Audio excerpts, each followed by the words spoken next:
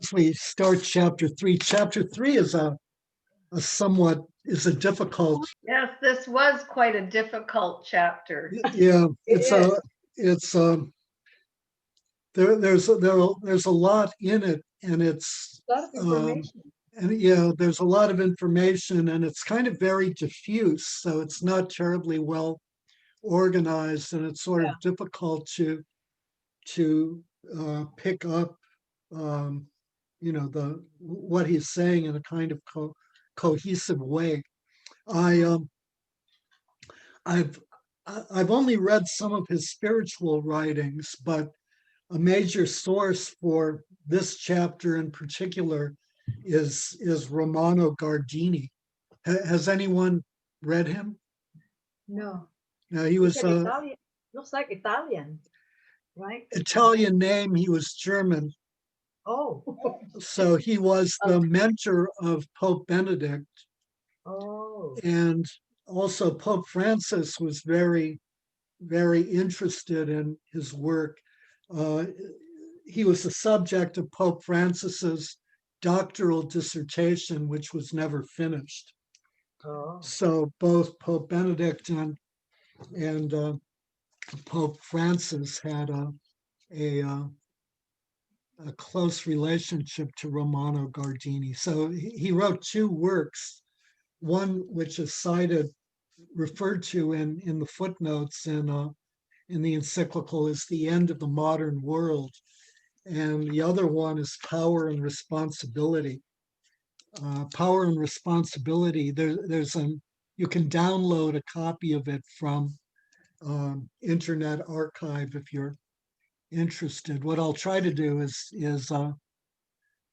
send out a link to the download of Okay. Power and Responsibility. Power and responsibility. Oh, I see. Yeah. Yeah. So yeah, he's at the bottom of page 80 and 84, and right. you can see how he's influenced it. Yeah. Yeah. So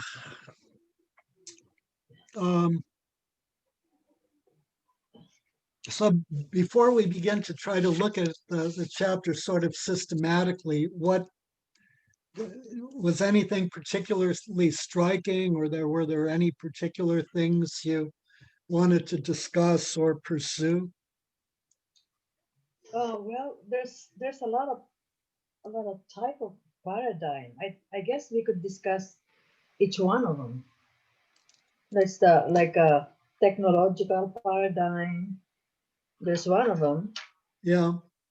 and let's see. There's a few words in here I can't even pronounce. Yeah, and yeah, the Okay. globalization of technocratic paradigms. So Yeah. anthropocentrism. Yeah. And yeah. It's very interesting. But Okay. there's a lot of Let's start with the words that are not, you don't understand. Anthropocentrism is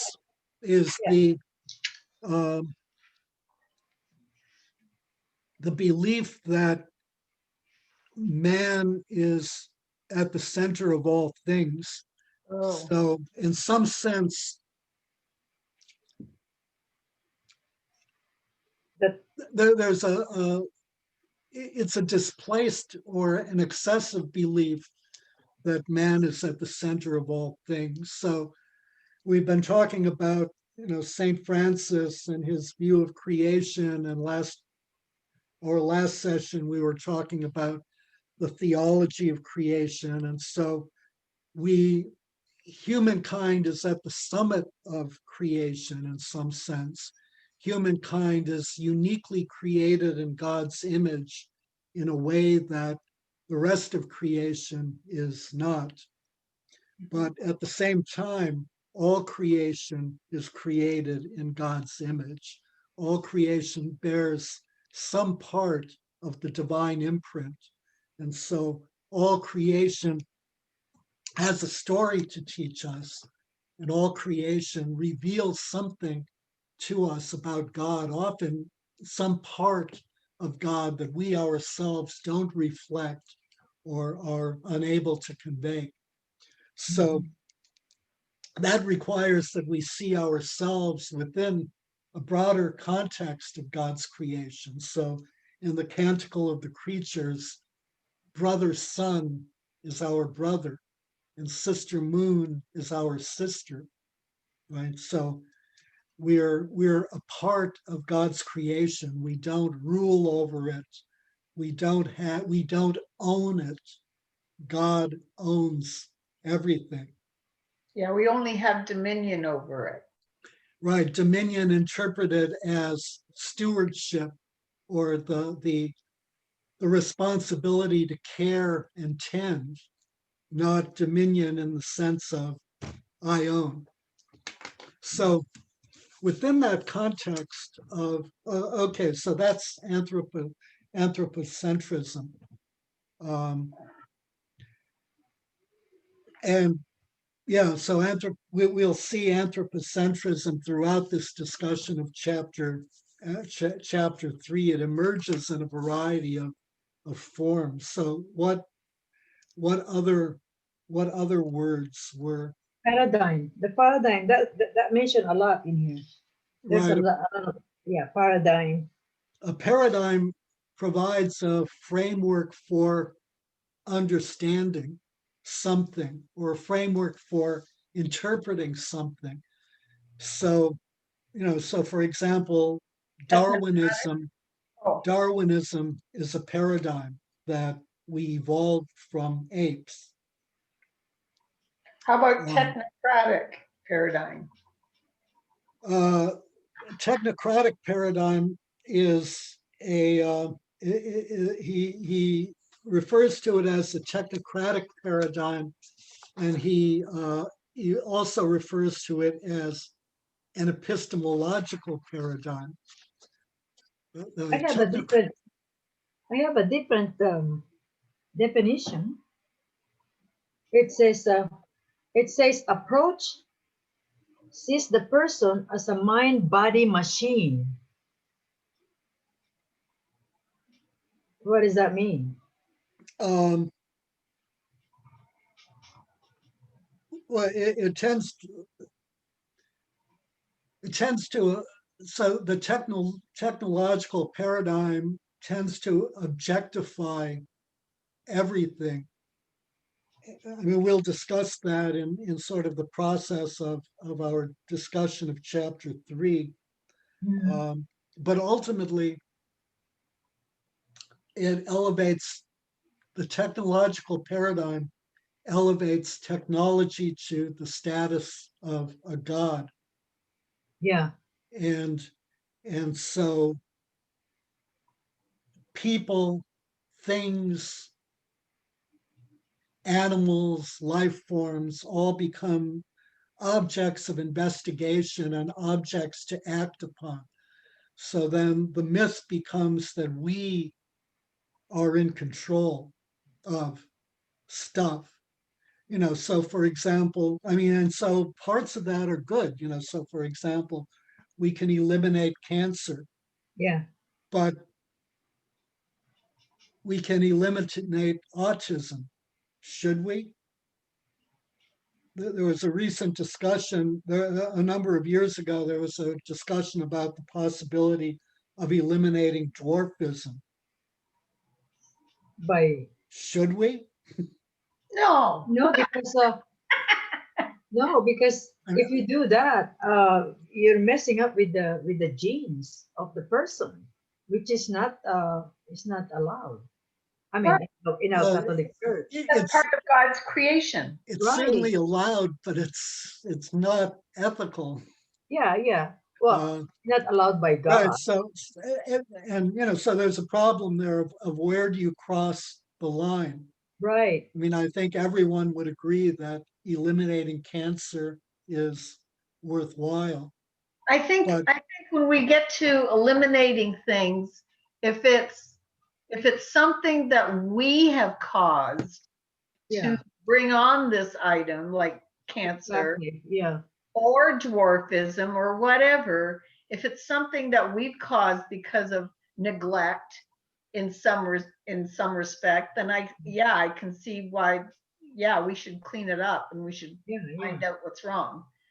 But I think if it's, Yeah, I mean, environmental causes of, genetic mutation and whatever should Mhm, certainly be eliminated. But, mhm, some genetic mutation always is going to happen. mhm, Genetic mutation is a natural part of biology. So, Yeah, so the biology, autism is kind of biotechnology. Yeah, a good example. I mean, like, um, I didn't read the book, but there was a book written by a woman who had an autistic child, and she was, decimated, and uh, you know, thought that so, the whole thing was a horrible disaster.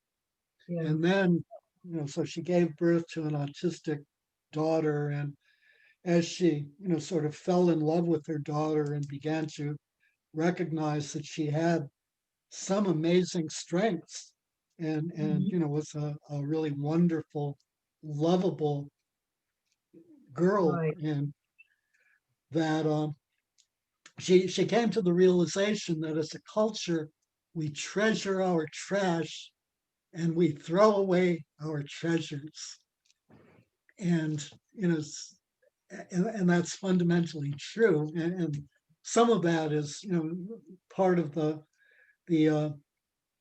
the issue that is one of the issues that Pope Francis is addressing in the encyclical. There's the technological paradigm. So, I mean, we want to discuss it in greater length. So, what I really want to do is just cover the definition. But a paradigm is a framework for approaching something, and a technological paradigm places technology at the center of our understanding and process of acquisition of knowledge about the world. Yeah. So, so the technological paradigm centers on technology as the most important factor in human existence and the most important factor in improving human existence. And there are some major limitations to that. You end up with a complete you end up with the technological imperative. There's a really good book written by actually there are three really great books written by a French sociologist named Jacques Ellul. He was also a Christian. He was originally a Calvinist and then rejected Calvinism. He remained sort of a Christian but unaffiliated with any denomination, and he wrote a number of religious writings as well. He wrote a really great book on Revelation, uh, which is an incredibly optimistic and sort of spiritually uplifting interpretation of Revelation. Not about woe and horror and this terrible stuff happening. So, as his Christian writings are really worth reading, but his sociological writings also are really good. So he wrote a book called The Technological Society, which really deals with precisely what Pope Francis is talking about here. He wrote a book called Propaganda, which deals with the way in which modern culture creates the desires that fuel modern culture, and in which capitalism creates the values, the marketing values that sustain capitalism. And so we can see that everywhere. The major item of propaganda is the belief that technology offers all of our solutions, and through technology, our life becomes better. And then, the propaganda is also that you need this iPhone. And not only do you need this iPhone, you need the latest iPhone. and you need, the latest incarnation Yeah. of the Nikes, and you need all of this stuff. And if you have all of this stuff, your life is going to be better. And if you can keep ahead of the Joneses, your life is going to be really Yeah. better. And then you have power. What's the guy's Then you name? have power. What's And the guy's name again? Jacques Ellul, Ellul.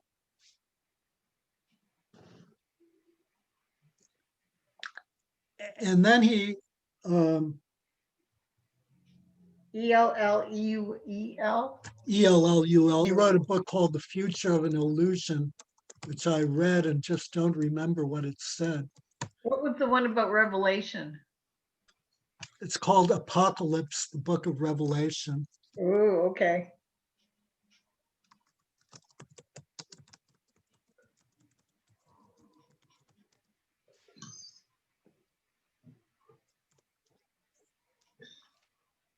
He also wrote a book called Anarchy, which is interesting because he considered himself an anarchist.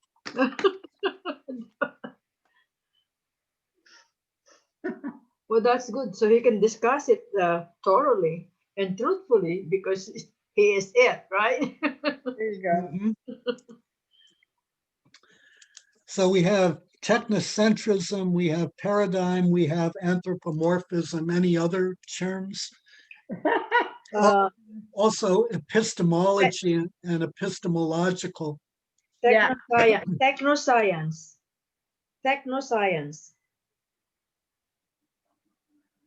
Techno what, Connie? Technoscience. Where is it? It's in 103. That's what I found it. Oh, It says, when well directed, can produce important means of improving the quality of human life. technoscience is basically just, I guess you could substitute applied science. Uh-huh. Oh, okay. Well, there's a lot of things that science can do that's good and some is bad. Uh-huh, right. So, Then epistemology and epistemological. Epistemology is the branch of philosophy that deals with learning and oh, how yeah, we yeah. know things. And so, so he talks about an epistemological paradigm. What Yeah. date, what page was that again? It's 107. 107? 107 section. No, I'm talking about the section of the chapter. Oh, the paragraph? Yeah, Okay.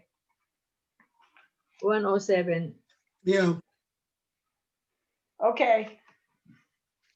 Yeah. What is that? I had it underlined. so epistemology deals with how we learn, how we know things. It's one of the four major branches of philosophy. And so the epistemological paradigm is the technological epistemological paradigm means that we know things through science and through the scientific observation of the world. So we come to know the world through scientific knowledge, and the pursuit of knowing through scientific knowledge is scientific knowledge. Yeah. So we have basically a cycle where we know through scientific knowledge to build scientific knowledge that allows us to know more through scientific knowledge. And so it becomes a circle. Yeah. And in essence, that's a vicious circle because it becomes self-closing, and it assumes that the pursuit of scientific knowledge is value free and is a good in and of itself. And that really isn't true. Mhm. So, any other words? Yeah, reductionism. Reductionism. Uh, Reductionism is an oversimplification. Where does he use reductionism? It's in 107. It says, which affects every aspect of human and social life. It's in 107. It's right under that epistemological paradigm. Reductionism is about 5 lines Yeah, I under. see. Yeah. Yeah. So simplification. Yeah, it's a simplification. So reality is complex. So Yeah. when we reduce knowledge to to scientific knowledge, and when we make the goal of pursuing scientific knowledge,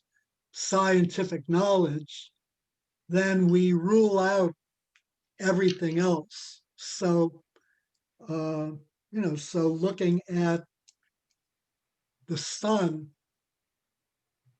is excluded because it doesn't pursue or expand or consist of scientific knowledge, right? Um, Human enjoyment is not relevant because it stands apart from scientific knowledge. For that matter, the things that science acts on, including human life, don't matter because they're objects rather than scientific knowledge itself. So that's all the ultimate in reductionism. There is only one thing that's important that's defined by the paradigm, and everything that's outside the paradigm is unimportant. So that's reductionism. It's an extreme an extreme oversimplification that misses the point of everything. Mhm. And almost all oversimplifications miss the point of everything because reality is very complex, and in some sense, although not complete sense, because God is infinite, is of infinite complexity and is incomprehensible. The reality that God has created is also mirrors that incomprehensibility and um, infinite diversity. Yeah. And so whenever we try to simplify something, whenever we oversimplify something, and recognize that no matter how great our understanding is always going to be fractional and very, very incomplete. We are going to fall into the trap of reductionism. And yeah. So any other Well, terms? we know the ecological culture. This is the one that, I mean, it's the main purpose of this book, isn't it? Because of the Mm-hmm. Right, ecological, yeah, right. the immediate problem of pollution, environmental decay, depletion of natural resources. People think that Poverty, we have, yeah, the people degradation think that, of yeah, human beings and human life, the yeah, extinction of mhm. species, a whole host of problems.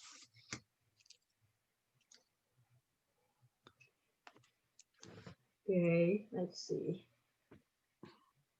Paradoxically, paradoxical. A paradox is a contradiction or a result other than one that one would expect. Mhm. So what is a good example of a paradox? I can't think of one offhand. Um, that here's they said it's in number. Let me see. It says here the theory that global warming will lead to the next ice age. That's one of the examples that they gave. Where is that? It's in 114. I think it's in 114, section 114. The crisis and effects of modern anthropocentrism. That's the title of it. It's not 140 yet.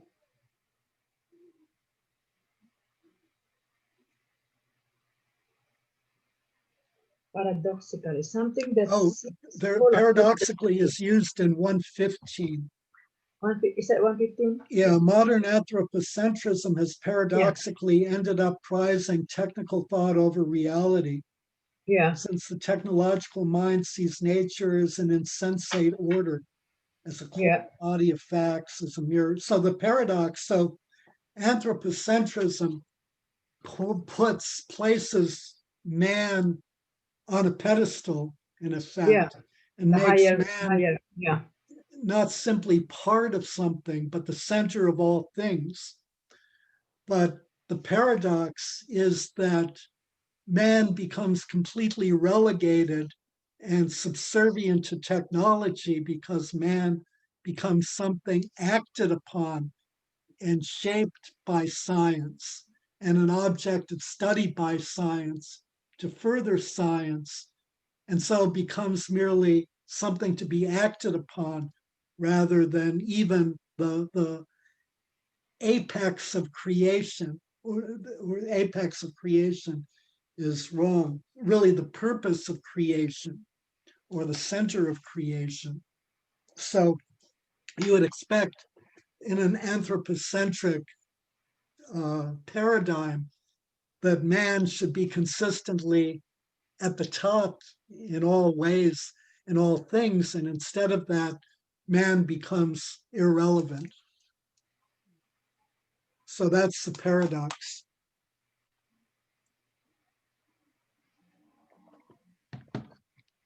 And actually, another paradox, the possibility of global warming is a new ice age.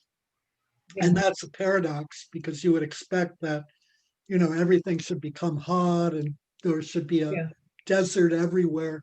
But that's not necessarily how it would work. How it precisely will work is, sort of unknown.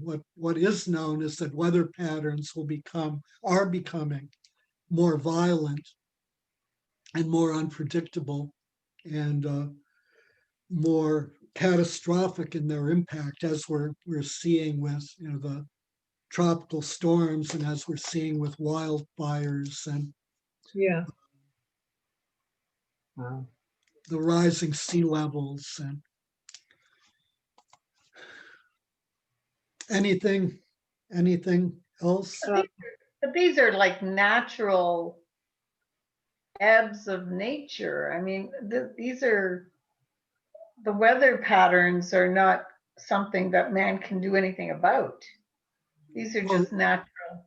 well, not completely. I mean, we can certainly make them worse. And the problem is that tropical storms especially respond to ocean temperature. And so as the ocean temperature rises, the tropical storms become worse. The the forest fires are made worse by um, problems of the water supply and depletion of the aquifer layer.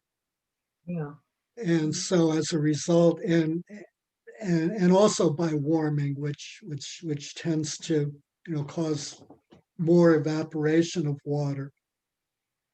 And so the result is that forests which ordinarily can be healthy and uh, get a decent amount of water and their proper nutrients don't. But is that because of man? Yes, Not completely, but certainly, but partly, yeah, Hmm. yeah. I mean, I mean, so for example, remember in Sonoma County, it used to be green year round.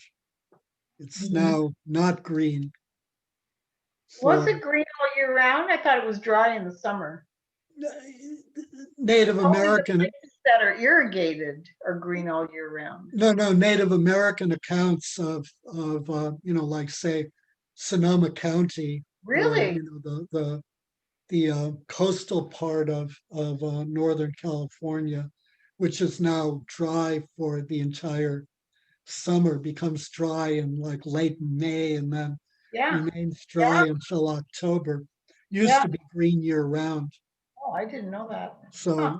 and those are the areas from which there's been an enormous diversion of water to support agriculture in the Central Valley. Mm. So, um, yeah, Is that so you think it's something to do with the pollution too? The pollution of the beaches and stuff like that, rivers, you know. yeah, yeah. I mean, certainly pollution. I mean, I don't know that the precise effect has been studied, but polluted Yeah, air yeah, I mean, affects plants breathe carbon dioxide, or plants breathe. Yeah. Yeah. yeah. They particularly change carbon dioxide to oxygen, but they have to take in everything that's in the atmosphere. They process the carbon dioxide just like we breathe everything, including oxygen. So yeah, so the air quality certainly affects plants as well. So in all of these areas, I mean, there are natural changes. So forest fires happen anyway, tropical storms happen anyway. Uh, but human activity has certainly contributed to their worsening in a major way, and we're beginning to see, really an escalating pattern, which has to be very concerning. A pattern with rising sea level, a pattern with forest fires, a pattern with worse tropical storms, a pattern with really unpredictable weather, a pattern with in many areas that experienced high traditionally have experienced high snowfall, declining snowfall. I just read that in my hometown, one of the ski areas is just Dry. just opening this week, Mm. but this is January. Right. Supposed It's to be not Thanksgiving. this. It's Yeah, not. It's not early November when it would ordinarily open. yeah. Thanksgiving Day, Uh, right? Yeah. well before that in Yeah, in before that. in Yeah. in northern Michigan, since there's a lot of snow. Snow starts falling in uh, really the first week of November, and by mid-November, Wow. when I was a kid, became fairly substantial. Mhm. We always had in Toronto, we always had our first snowfall in the middle of November. Yeah, we Yeah, were earlier. Yeah, that makes sense. so Well, um, so now it is very light comparatively. Yeah. yeah, yeah. So So there is this word anthropology and the Promethean vision. Those two, I think, tied in together because it's in 116. 116. Christian anthropology. So anthropology is the study of man, and Human beings in the world. human beings and their place in the world. Yeah. So there are two branches of anthropology. Physical anthropology studies the um, origin of man, and particularly is concerned with the evolution of man from ape. And Oh, social anthropology studies man in relationship to his world and to human culture. Um, so the question, of so for Christian anthropology, I mean, for Christian anthropology, we can kind of see two. I mean, we can see two views. One is the view of an anthropocentric anthropology that's critiqued by the encyclical. So man was given dominion in the sense of ownership of the earth and of all sure. things in it. All things are under his control. Man is not merely at the apex of creation, he's the Lord of everything that God has created. And so, man has ownership of it. So that's that's bad Christian anthropology. And that that view of anthropology is very, very predominant in Christianity, and especially in evangelical Christianity. We discussed in I think our very first session So the what does Promethean mean? Promethean vision. Then Amber alert Prometheus. today. There's an Amber Alert. Yeah.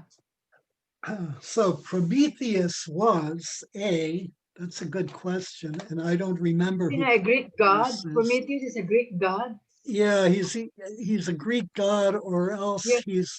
let me quickly look. Because there was Christian anthropology, and then it says that what was often handed down was Promethean vision of mastery over the world. Okay, so Prometheus is credited with the creation of humanity from clay and defies the gods by stealing fire and giving it to humanity as civilization. Oh, okay. And so the Promethean vision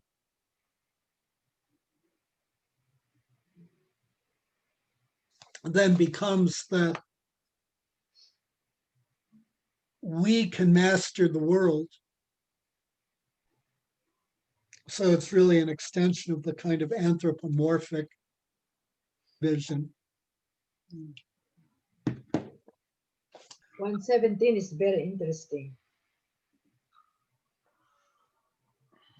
So 117, paragraph 117. Uh-huh.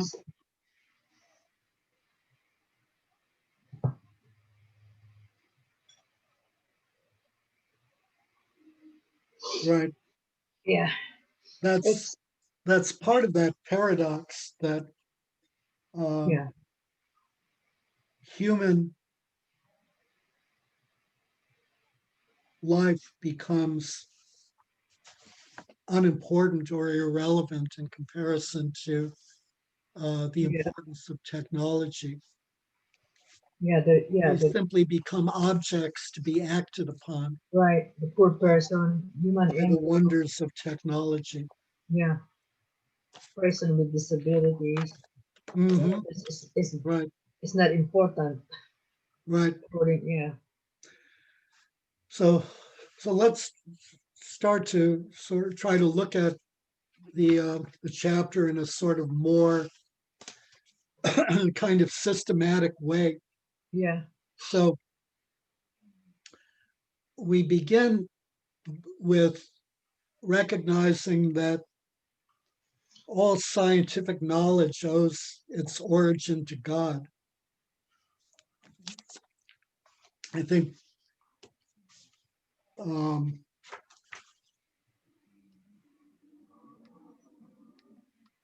Pope Francis makes that point on page in number 102.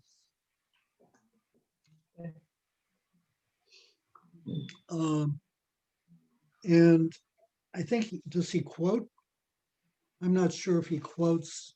He partly quotes from a speech that John Paul II gave at Hiroshima. He said, criticism of science and technology is sometimes so severe that it comes close to condemning science itself. On the contrary, science and technology are a wonderful product of a God-given human creativity, since they have provided us with wonderful possibilities, and we all gratefully benefit from them. So there's especially among many of our evangelical brethren, condemning science is, and rejecting science, or rejecting all of the science that you don't like, has become, a very popular pastime. So it's more than a pastime. It's an integral component of their Christianity. We'll talk about the kind of anti-science bent later, but the really, here again, we'll discuss it later, but there's a real paradox here that the rejection of science by Christians merely fuels the problem and makes it worse. Because it allows you, remember we were discussing the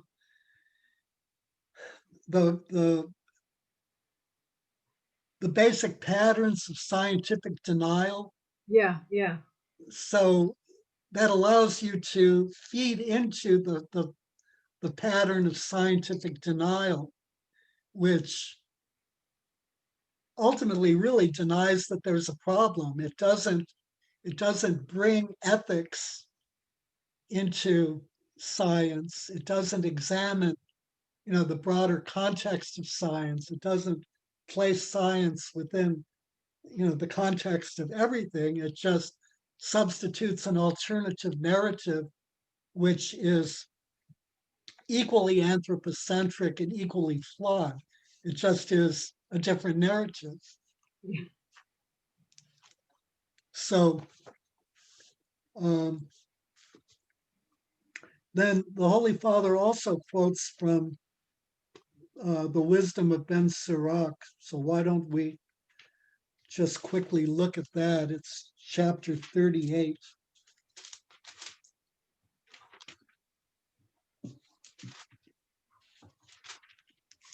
Oh, chapter 38 of Sirach. Yeah. Okay. Every time you say Ben Sirach, I think of a person. Oh, Ben is born Is born of. Born of Sirach. Oh, okay. That's something new.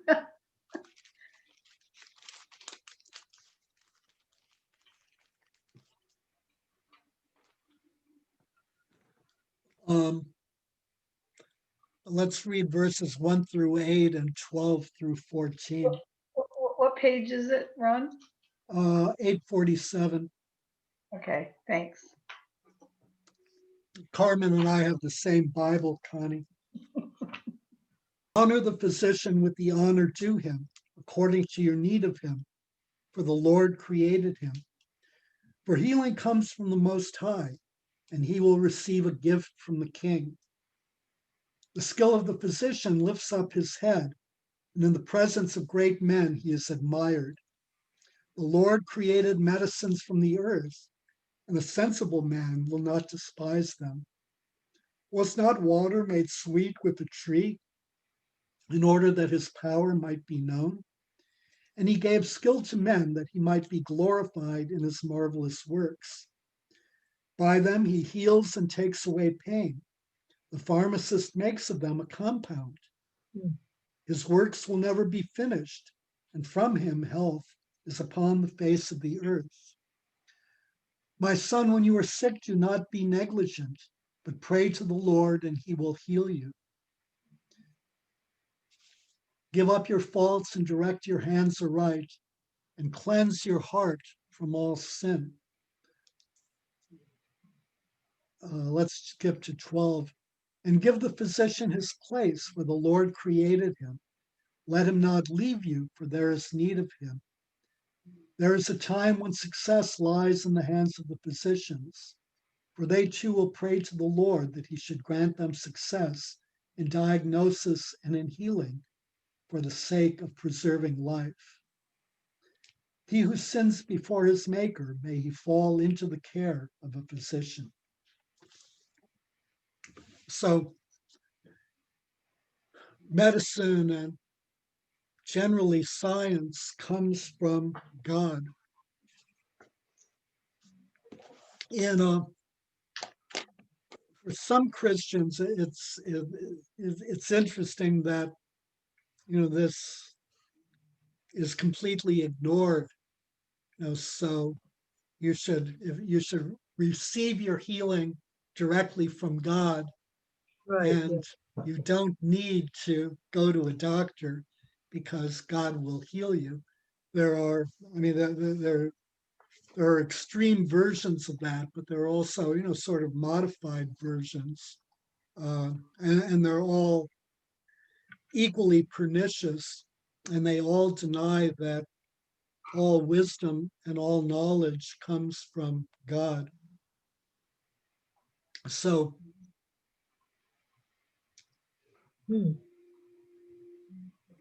science and scientific knowledge comes from God. So as Catholics and as Christians, we should always recognize that and recognize, the important contribution of science and the value that science has made and can make in our lives. So what is the problem?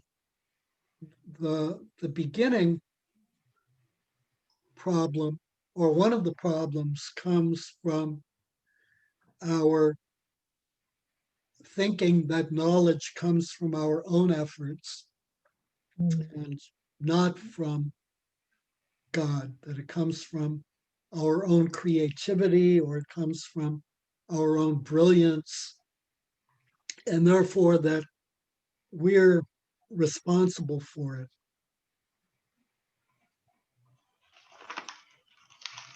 So if we recognize that science knowledge comes from God, we recognize that, to the extent that we express brilliance, that's an act of God's grace. Hmm. It has very little to do with us. And so recognizing that knowledge and that science come from God tends to put us in our place and to, restrain us a bit. But if we think that it comes from our own efforts and from our own creativity and our own brilliance, then that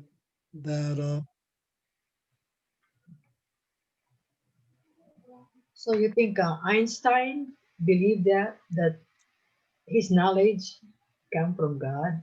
I don't know if he has a religion or not. Einstein was a Christian. He was Oh, a Jew who converted to Christianity. Oh my goodness, I've forgotten the name of his pastor. Um,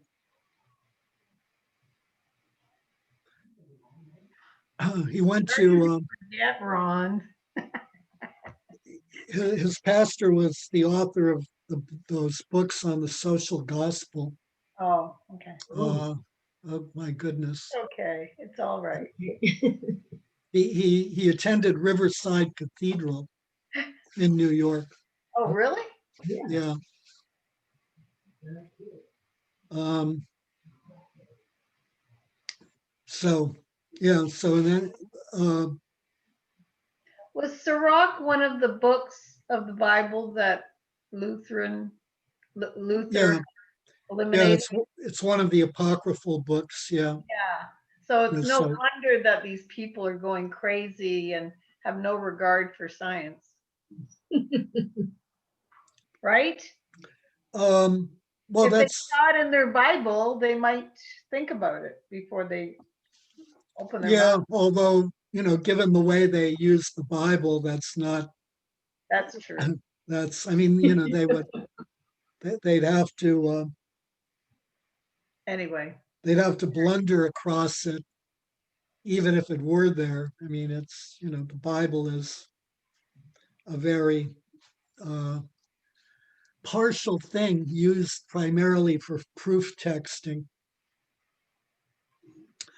So the the the basic so Rene Descartes said, "I think, therefore I am," and so that's sort of a classic expression of philosophical idealism. Interestingly, Christians are generally considered philosophical idealists, although because they should see God as the center, and God is, philosophically, uh, I guess you could say, imaginary. Although the reality is Christians generally aren't idealists in the philosophical sense. Christians, in fact, come closer to being materialists. But so I think, therefore I am, is sort of implies that my thoughts will create the world around me. So if a tree falls in the forest and I'm not there to hear it, the tree hasn't really fallen in the forest, right? That's true. Because it's my hearing it that defines. Yeah. and and so I think, therefore I am means that my thinking shapes and makes the world around me. And so that kind of attitude is reflected in, you know anthropocentrism and misguided scientific anthropocentrism, that um, science shapes and makes and forms the world around us. So that leads to a culture of relativism. Pope Francis says that it's more dangerous than doctrinal relativism. And indeed, it is. So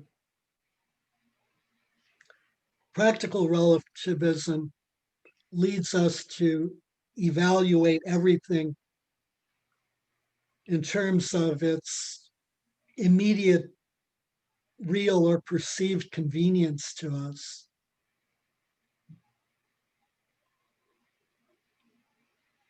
So everything is irrelevant unless it serves my immediate interests.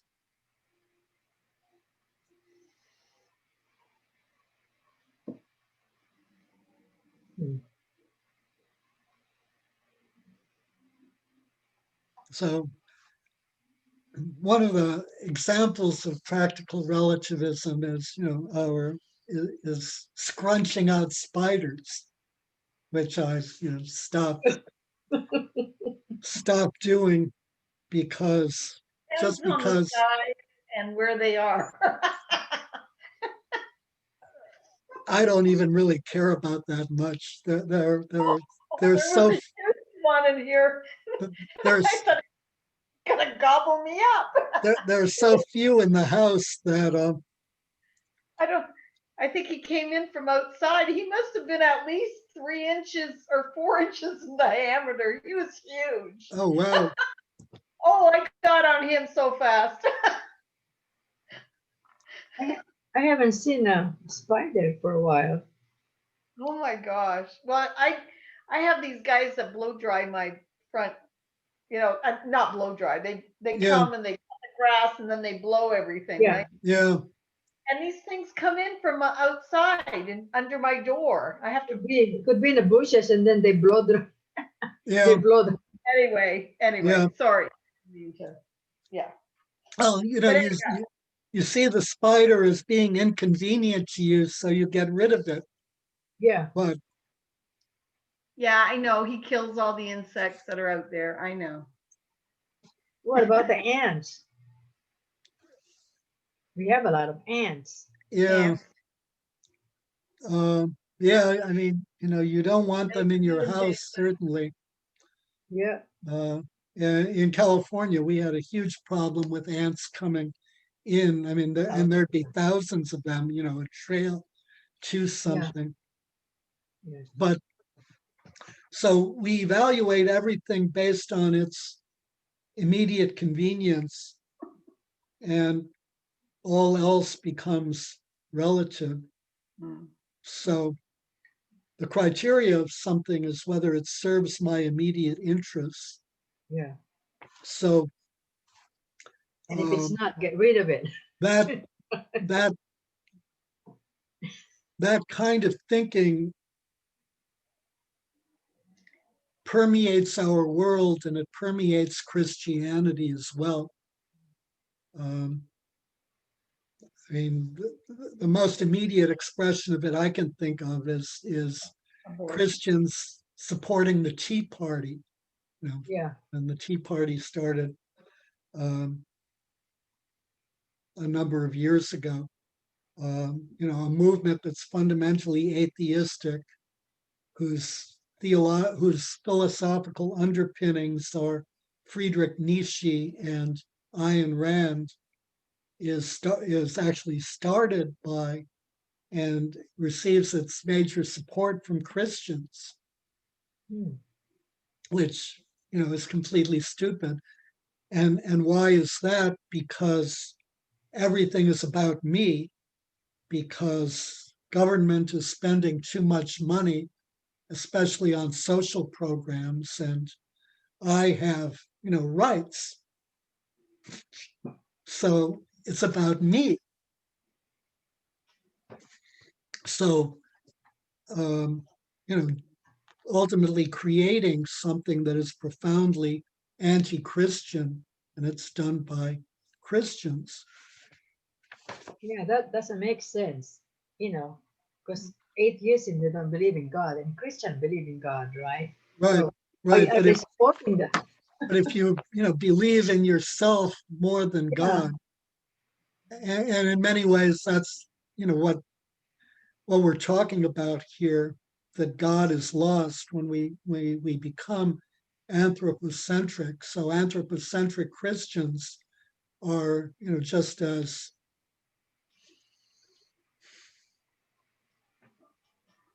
well, have bought into the ruling theology of the world, or the mhm, anti-godly philosophy of the world, put it that way, as much as and in some ways more than many atheists.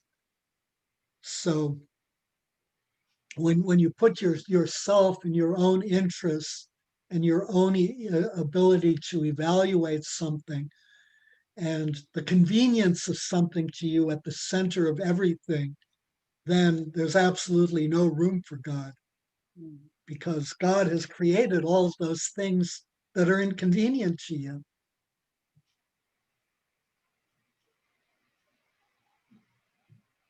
And so when it becomes also about you,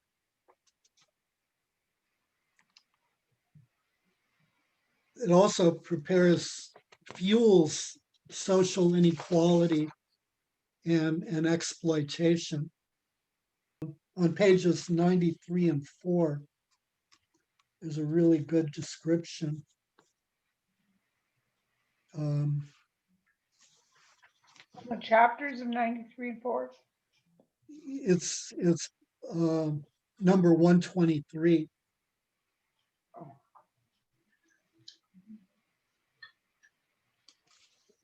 Are we still in the same book? Yeah, of Laudato, I'm sorry, of Laudato Si. Oh, Page 123. No, page 93. Oh, 93. Yeah, it's paragraph 123. Oh, okay.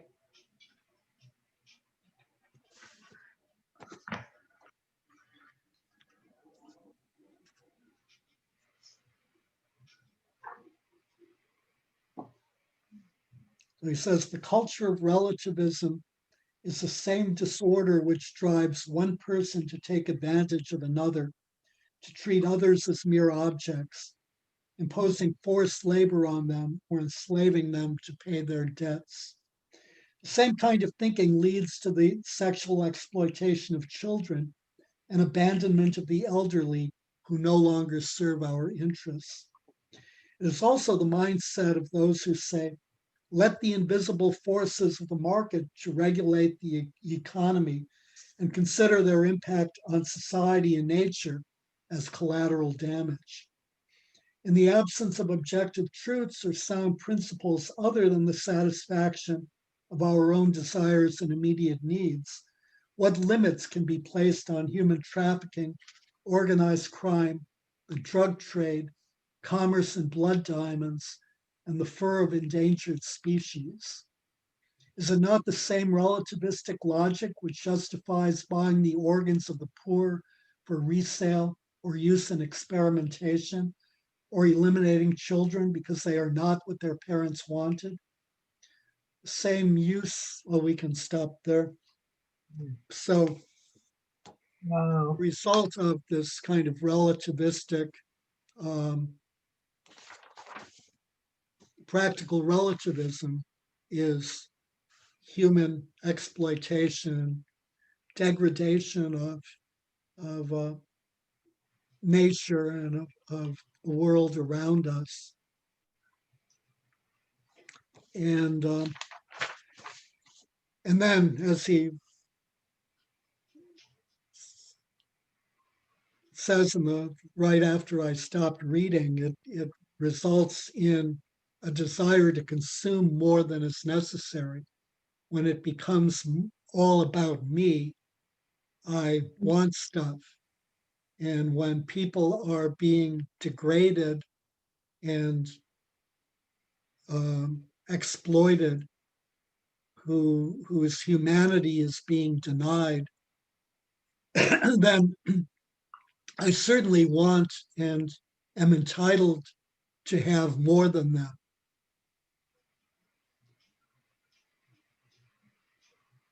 I should live lavishly in comparison to them Yeah. who, you know, I live in a big house, bigger right, than them. right. And I should eat well because I've earned it and I worked for it, and they probably don't even work at all. Yeah. Mm, So that is really bad. this practical relativism is really very, very pernicious. I've looked up percentage of population of US as Christians. It says 65% is the total adult population, 43 identifying as Protestants, 20% as Catholics. Um, Wow, I didn't know that Catholics was such a small part. that's larger than I would have thought of Catholics. Really? Yeah, it's also, I would have expected what's difficult about that is also, the number of, well, one word is practicing Protestants or Catholics. Yeah, that's true. But even within Protestant, not Protestant, practicing, the question is, what does practicing mean? Even within that, there's a, sort of a subset of, I mean, many Catholics go to Mass, weekly and, sort of keep the faith in some way, yet fundamentally they know nothing about the faith. It's an it's a ritual one has to undergo, usually unfortunately, but you know, you try to do it even though it's inconvenient and a major annoyance, but you don't want to go to hell. And there are many uh, Protestants in that category as well. Yeah. I suspect fewer evangelicals. I mean, they tend to be more hardcore, probably unfortunately. But Well, they're more than double the size of the Catholics. yeah, that's As Protestants as a whole. Protestant, yeah. Although they're the mainstream Protestant denominations are dying. The number of Lutherans and the traditional Reformed Calvinists and the Presbyterians and Methodists are declining denominations. And the mega churches are on the rise. And the mega churches are on the rise. Yeah. Yeah. Places you can go for a good experience. Yeah. It's nice Like to have a good experience. And that's important because it is in the end about me. Yeah. And it's important that I have a good experience. It is, and fun, right? Fun, yeah. And it's important that Well, you want it to be educational. And I'll tell you, the living nativity that I saw down in San Diego was incredible. I mean, they reproduced a small town of Israel, a small town environment with straw on the ground and little stalls and people teaching things. I mean, it was really well done. And the foods that they ate. So it was educational. Somebody put a lot of effort into, researching what it was that they did at that time. Yeah. That was educational. I enjoyed. Yeah, at the Duval Church here, they had 1 year. The church ended up going bankrupt, but they had a nativity scene with animals. I mean, they had wild, not wild. They had live animals. So Yeah. there were sheep, I mean, and they had there were two camels, which I had never met. I had never met camels before, but so there were two camels, and there was one young camel, and the young camel, for some reason, took a liking to me. So he began to cuddle up and began chewing on my beard. and and You thought St. Francis. I really liked that camel. Yeah, I'm sure you did. I stayed there and allowed him to chew on my beard for quite some time until I became concerned that I was monopolizing the camel and nobody else could come and pet it. Now, you've heard of Crystal Cathedral. Yeah. Down in Anaheim? Yeah. We went there once from the Bay Area just for that, just to go and experience the Christmas program of the Nativity. And they had camels that came down the aisle and sheep and goats. And it was really awesome. Yeah. It was awesome. They have that in the grotto. Oh, and they had angels. They had angels flying over your head. Oh, really? on those wires. Yeah. I mean, it was an amazing production. Yeah. So I mean, it was entertaining. Let's just put it that way. Yeah. Yeah. Although there was nothing live in it. There was a couple who lived in Rohnert Park when we were there who had, they collected nativity scenes. And so at Christmas, the nativity scenes took up their entire lawn and their garage. They had, I don't know, Wow. several hundred nativity scenes from various cultures. They had traveled throughout the world, and wherever they went, they got nativity scenes. So they had just these African nativity scenes and Asian nativity scenes. It was just, and each one reflected, the values of the culture that created the nativity scene. Cool. And Yeah. it was really, I mean, it was really awe-inspiring to look at it. I think it was the Mormon church in Palo Alto, in Silicon Valley, that had it took up huge areas, but it was the same thing. It was creches from all over the world, Um, and it was could amazing. could it have been in Oakland? No, no, it was in No, Palo Alto, huh? and it was always at the beginning of December. Yeah. And There's yeah, people came from all over just to see these. there was something similar in Oakland at the Oh Mormon wow. temple, but I don't. I went once with Vanessa, but I don't remember it. Hmm. But we're But out of. anyway, we're kind of off topic, and I'm sorry. No, that's okay. Off topic is good. So we're out of time, Yeah. and um, I think we owe this one a couple of nights, don't you yeah, think? I we mean, there's do. so much We here. we we've we've gotten through less than 1.5 pages of my notes. So Yeah.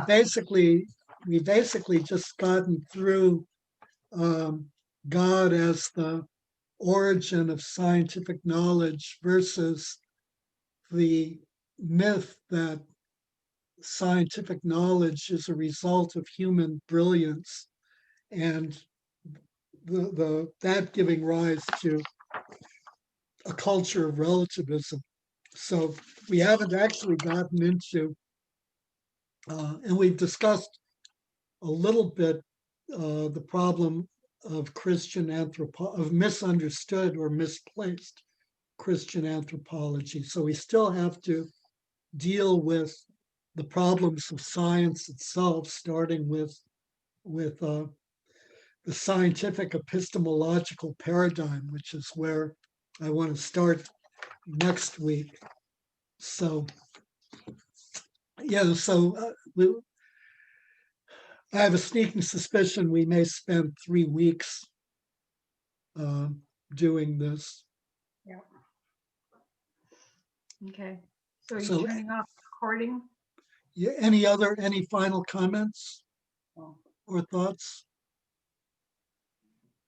No, I think it's very interesting, and it's, there really has been a lot of development in the last 2 centuries. So we Yeah, a don't lot of want to, progress. yeah. Yeah, which is Yeah, which good or is bad. which is another one of the issues fueling the crisis Yeah, that there's been too much. There's too much Too to quick. know. The body of knowledge to master is too large. People have become specialized. It's very difficult to get a sense of the larger picture, and so um, that really tends to create a climate in which it's very easy to miss the moral or ethical implications of science. And it's not even that, it's pernicious or you want to be pernicious. It's that it happens just because you can't see beyond your nose. You can't see the forest for the trees. And we really do need God now more than ever because of all that, because of how quickly it's grown. Right. Yeah. There. Yeah. I'll stop the recording.